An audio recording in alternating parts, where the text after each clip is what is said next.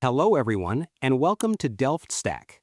If Google Chrome is blocking a website with a "Your connection is not private" warning and a "Back to Safety" button, it means the site has an invalid SSL certificate. I will show you how to safely bypass this warning and access your intended web page right now. Let's get started. First, an incorrect local system clock will cause Chrome to falsely flag valid security certificates as expired.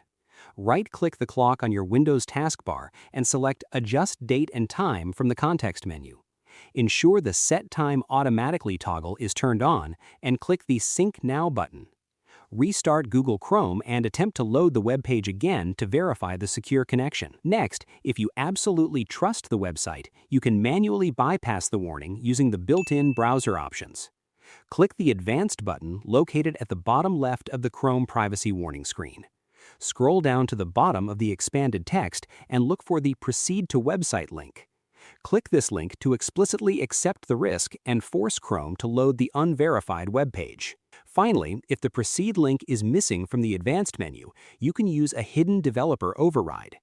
Click anywhere on the blank space of the error page to ensure the Chrome window is actively selected.